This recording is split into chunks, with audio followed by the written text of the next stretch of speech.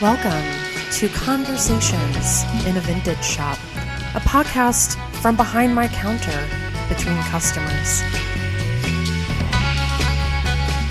Join me while I sit behind my retail counter and just have a conversation with you, or with myself. While I look out the window, observe what I see, things that are happening in the store today, throughout the week, and just fun little stories that I have from my time as a business owner.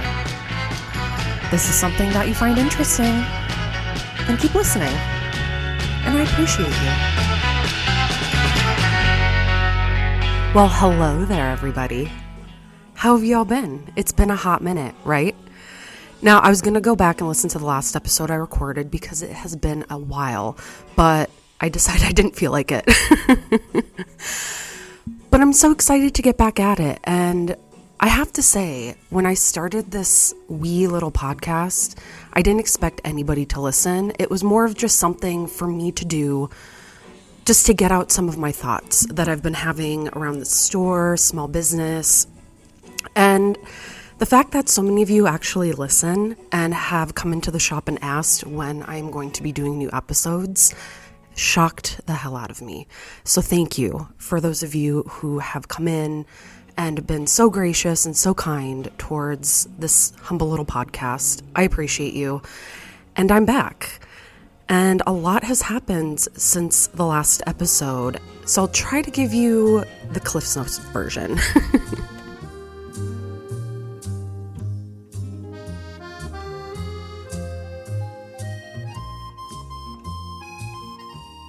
Now, I did just go back and look at the last episode I recorded, and it was back in February, and it was about vintage and size inclusivity, but I revisited that topic, so if you want to go listen to it, head on over there.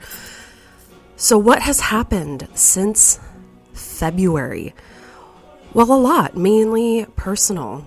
For those of you who may not be on my shop socials or may not know me in person, my beloved cat Shmoo was diagnosed with a sarcoma, which is a form of cancer, back in December of 2021.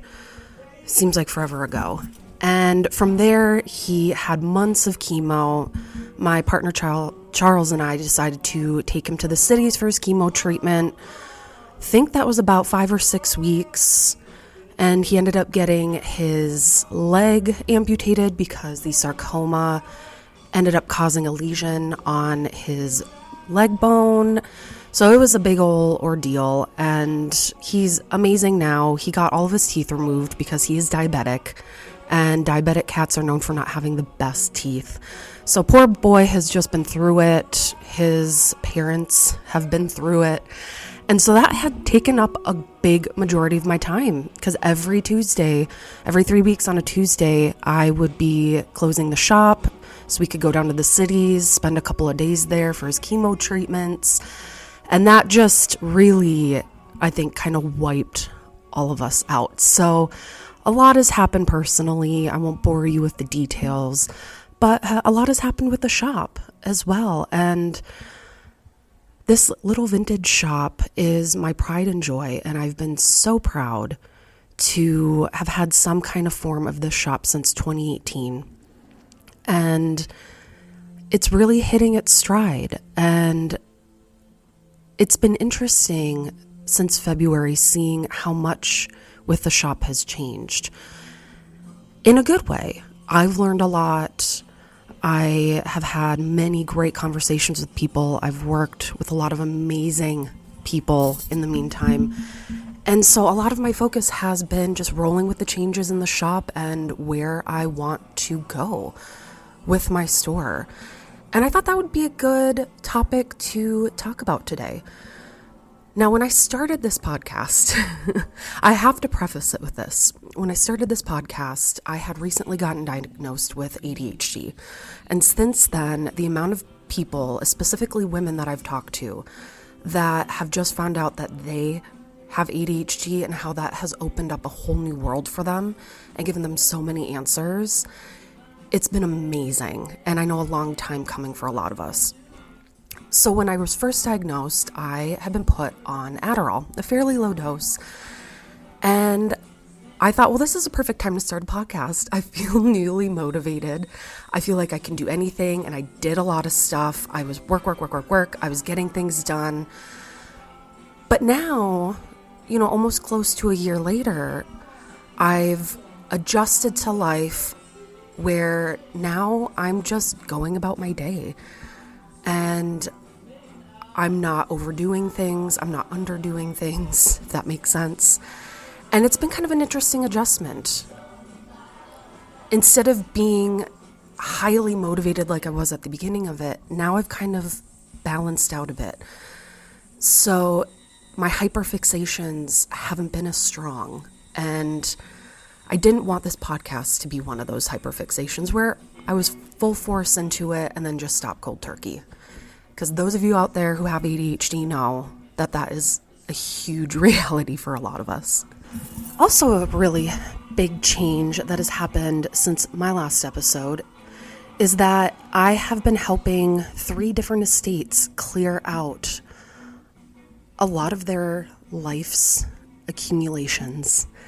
And that has been a huge learning experience for me. I have been so used to in the shop having buying appointments. That's typically where I get 99% of all of my inventory are people coming in here setting up buying appointments, whether it's their personal collections or their mothers, their fathers, you name it.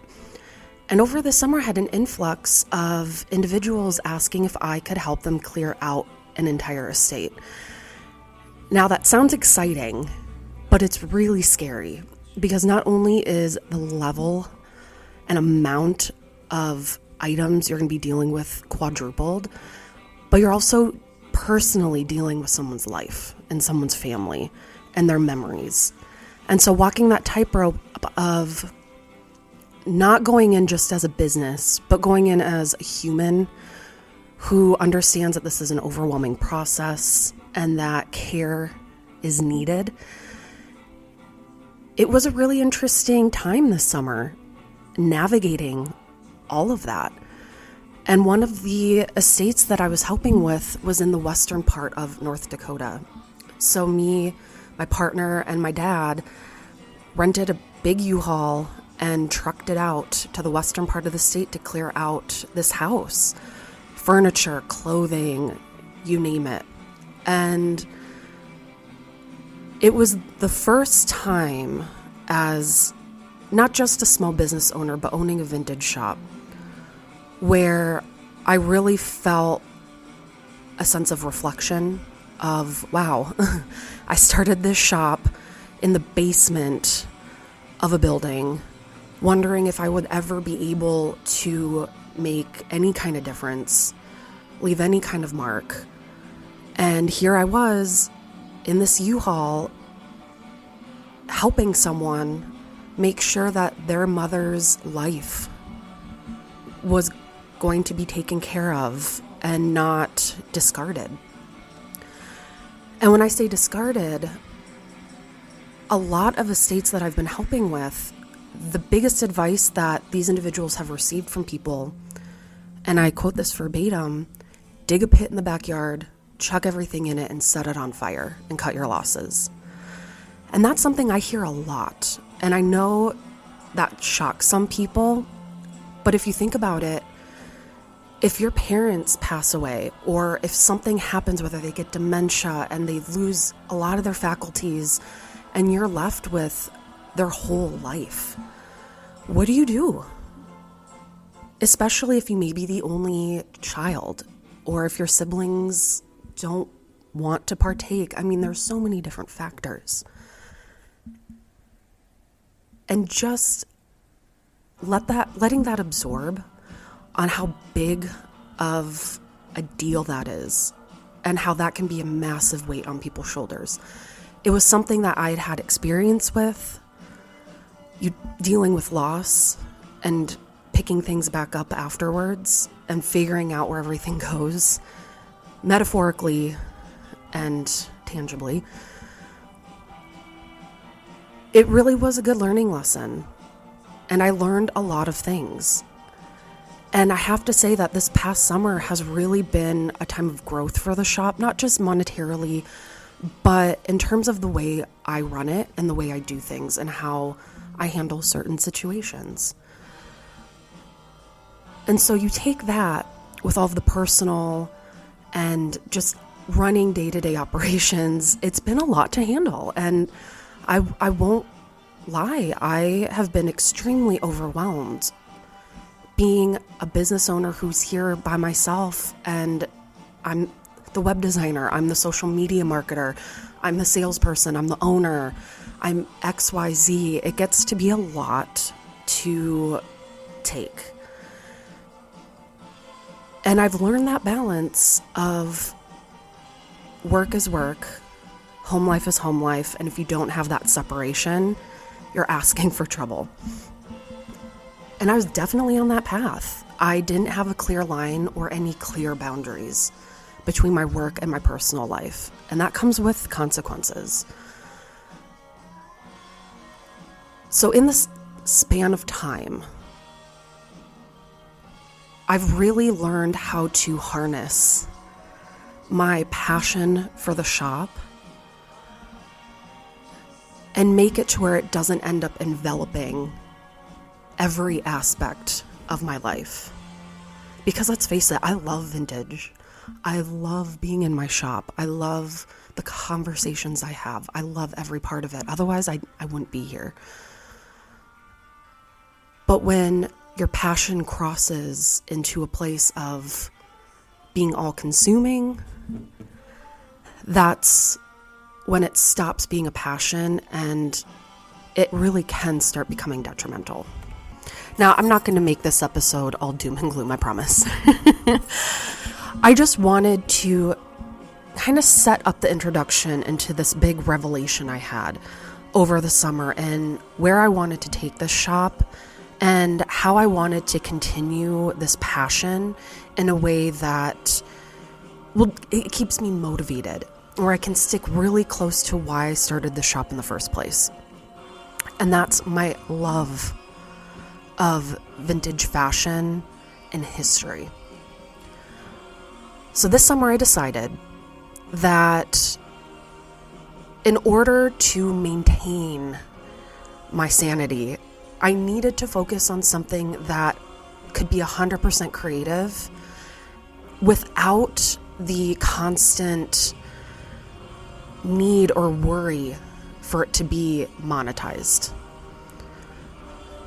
Because any small business owner, whether you're an artist, a musician, a writer, anything, you know that once you turn your passion into a profession and you attach money onto it, it can very quickly eat away at every bit of motivation, excitement you have. Because when you tie something so deeply into money and trying to survive, it's not fun anymore. And that's a huge, huge danger when you have any small business, no matter what industry you're in. So I decided that with all of the collections that I've amassed over my time here on this earth, I wanted to share that with people and keep the conversations that I have in store going, but having something to point people towards. So I decided to open up my collections into an archive. And what I've been doing, and it's been a very slow process, but definitely one that's been a lot of fun. I have been photographing a lot of the things that I've been collecting over the years and uploading them to an online database that anybody can see them and learn about the history of each piece that I collect, with the ultimate goal of eventually having a space where people can come in and look at it and then talk about it. Not just a museum where you look, you read the little cards and you go on your way, but where we can actually have conversations and context into why these pieces are important. And my first little taste of that was opening up a little mini museum in the shop. A tiny little cabinet where every couple of months I switch it out for a different theme. And our first was, actually, now I'm trying to remember what the actual title was. Oh, yes, you are your own creation. Oh, memory, right? But there it was a collection of a lot of beauty and cosmetics and accessories that help you create a look and a persona and how you see yourself. And I had everything from false lashes from the 1950s, a 1940s hair curler, eyeshadow, lipstick, my personal favorite, vintage nail polish. And I put fun little tidbits with them so that people could ask me questions. And one of the most interesting little tidbits I had was about a pair of false lashes, and they were from the early 1950s, real human hair, tinted blue, unopened, from Germany. Now, the history behind false lashes that really got me was there was this rumor, and I think it went around mainly on social media, probably TikTok, where the creation of false lashes started with a prostitute in the UK. And when she would see clients, in order to not get bodily fluids into her eyes, she would cut her hair and make them into false lashes that she would glue onto her eyes to prevent said body fluids from entering her eyes while she was performing services.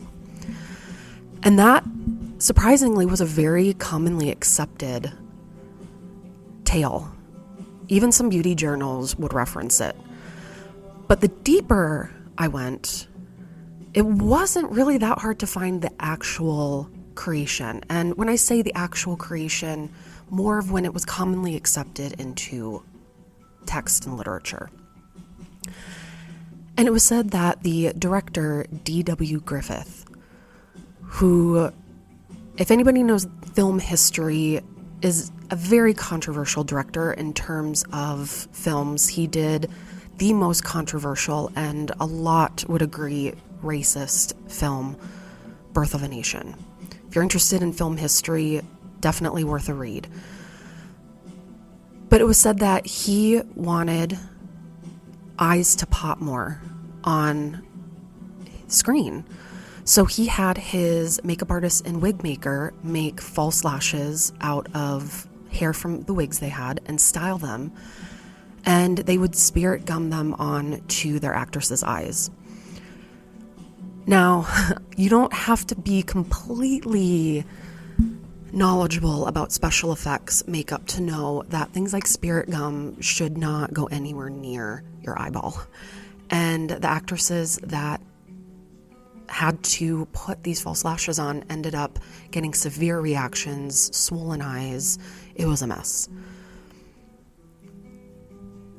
One of these episodes, I may go deeper into the history of it. It's been a while since I wrote these cards out, so I'm a little rusty, but really fascinating. And I'll probably touch on that again in another episode if anybody's interested. But stories like that are what makes things fascinating.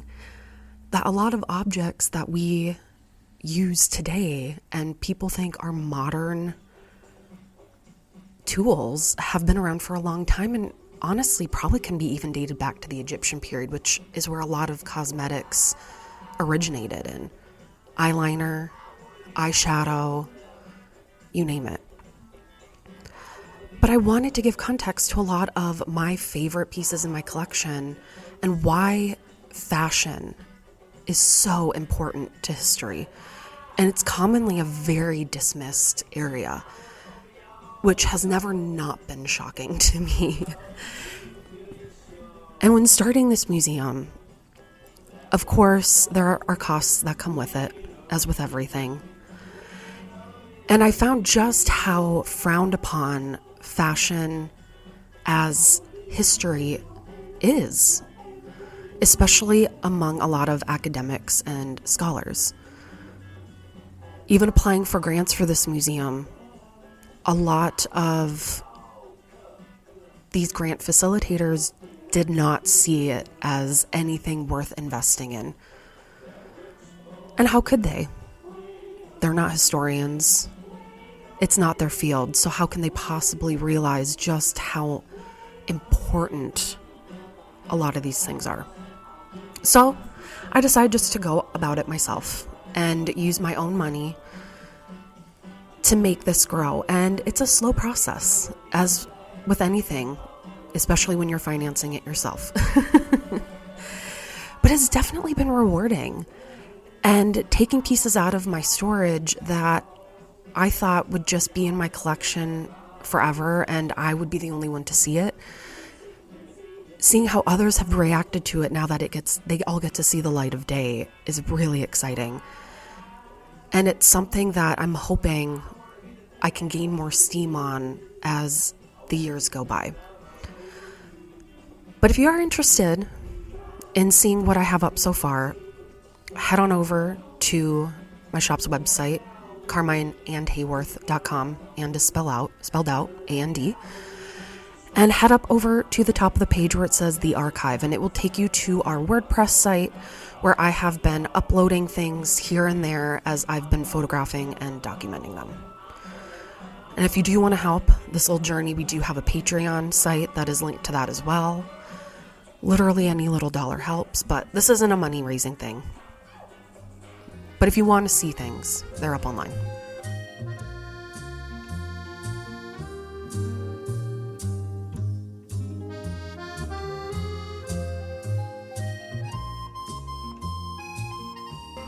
Now, another really exciting change to the business recently has been the fact that I have started doing auctions.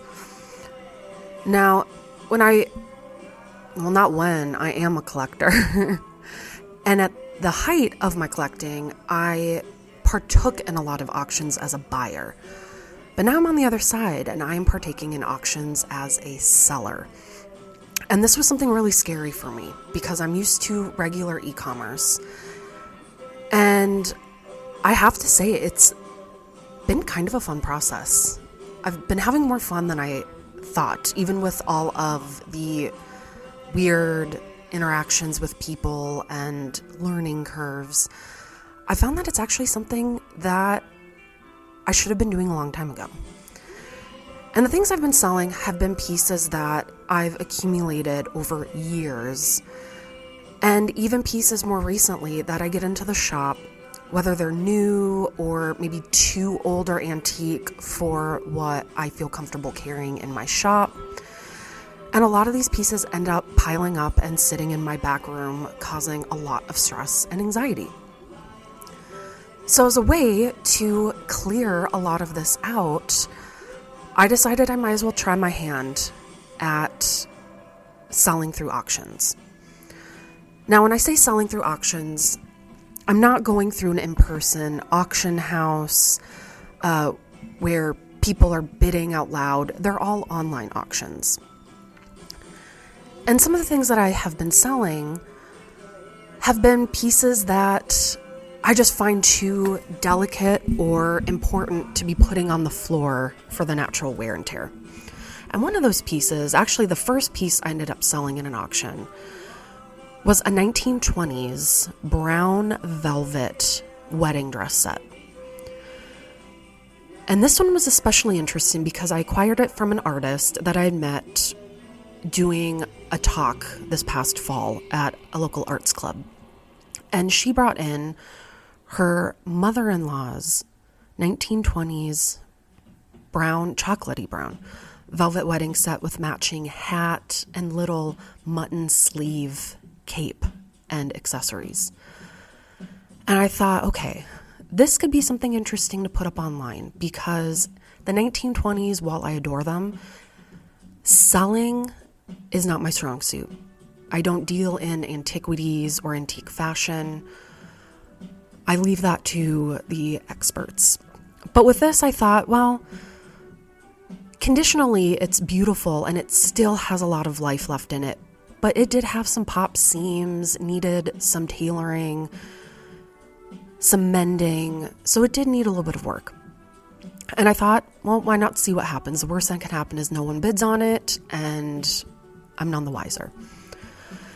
But what ended up happening was that a woman out in California who is starting an online archive of wedding dresses ended up seeing this lot and was very interested in it. And long story short, she ended up winning the lot and was a very tenacious bidder. And she wanted to know more about it and the history behind it, because she wanted to share it with all of her followers and people who are looking at her museum, to show that just because an item may be damaged and not in pristine condition doesn't mean it's not worth looking at and appreciating. And she sent me this wonderful email detailing her passion and love for vintage and antique bridal, mainly because it's definitely a niche interest. If you go to any vintage store and are trying to sell vintage bridal wear or antique bridal wear, it can be a very hard sell, because that is one thing that I know all vintage sellers who sell clothing have in their back rooms, are at least a handful of wedding dresses from all decades. It's a common thread with a lot of us, and none of us really know what to do with them.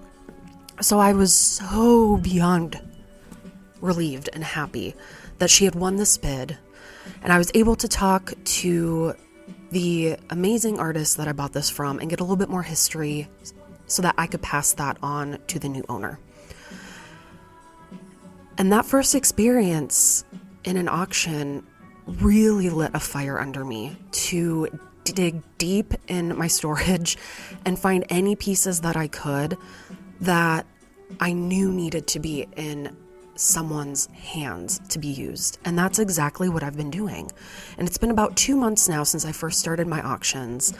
And although there have been steep learning curves, as is with anything in life, it has provided so much relief when I can walk into my back room and not only see more space, which is always amazing, but see that a lot of these amazing pieces have been going to people who are going to use them and are going to give them a home, instead of them sitting in my storage collecting dust for whatever purpose I could eventually find.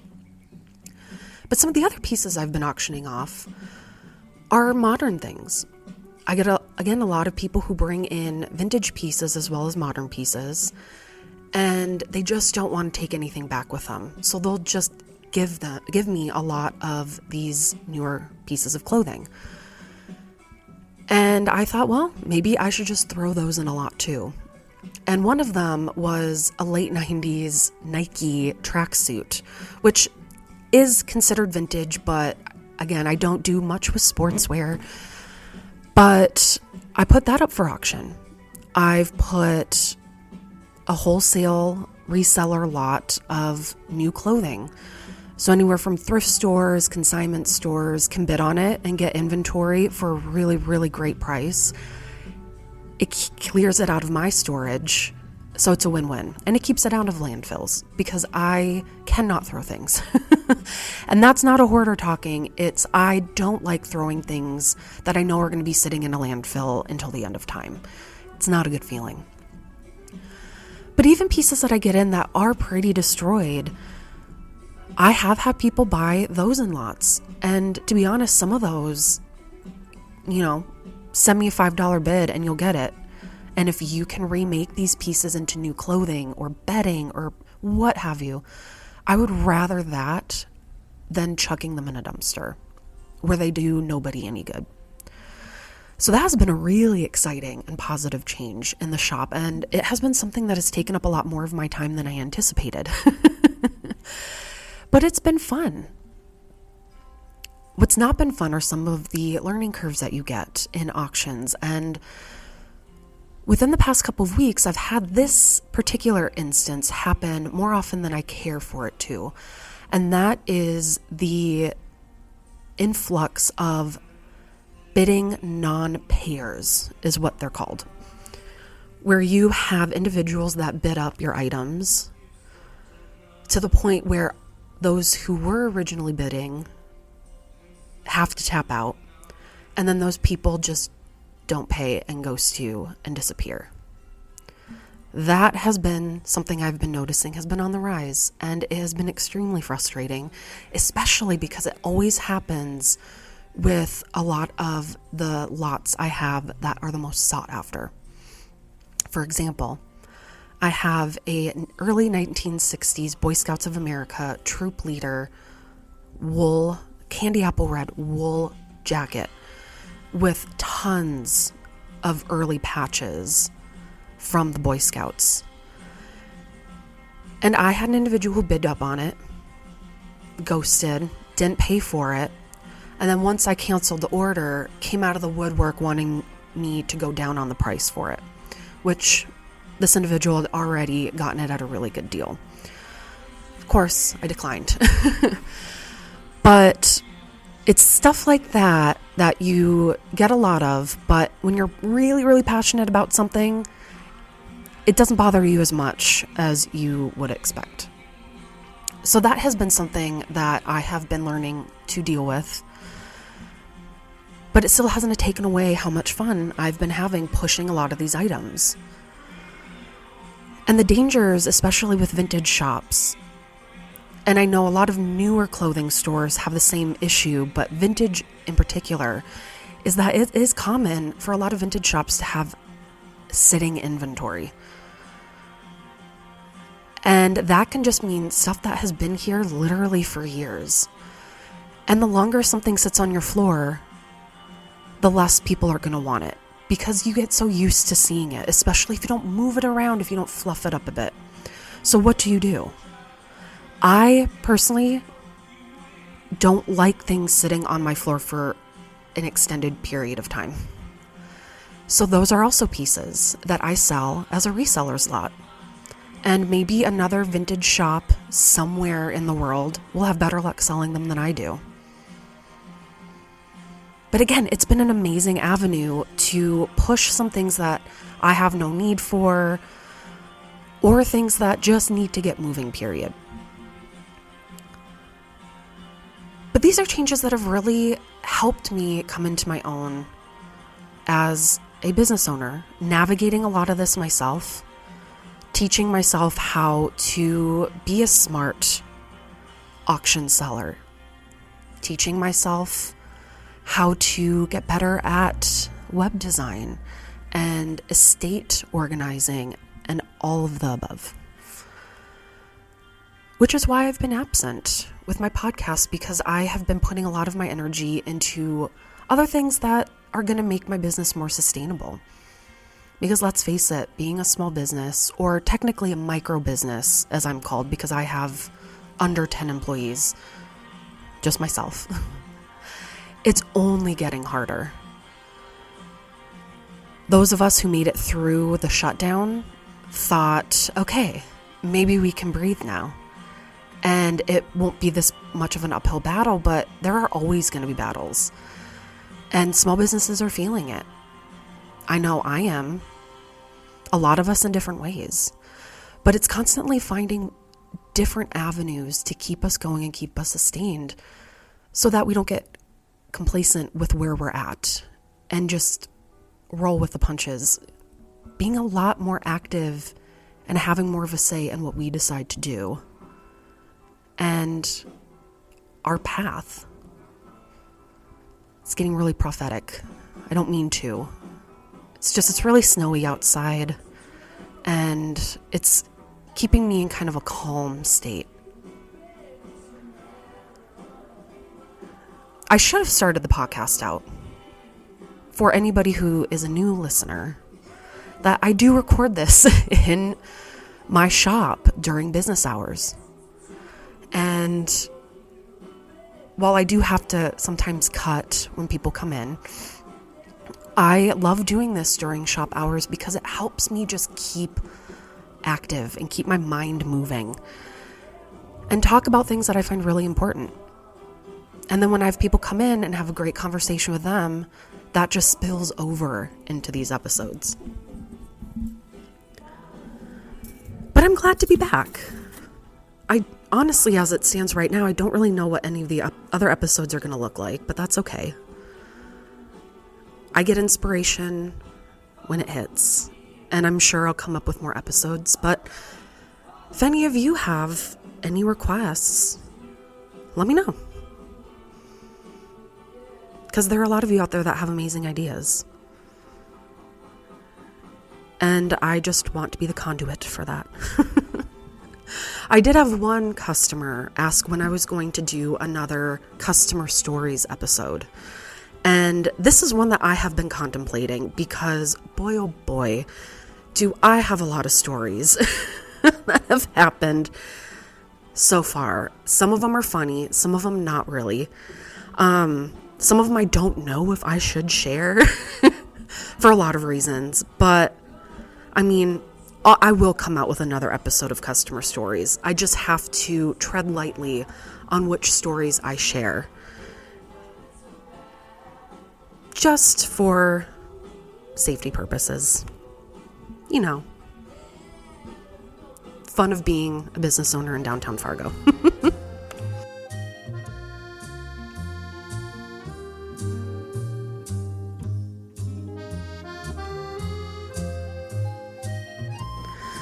Now this episode, I don't know how long it is right now, but it's going to be a little bit shorter than some of my other episodes because I just wanted this to be a little catch up.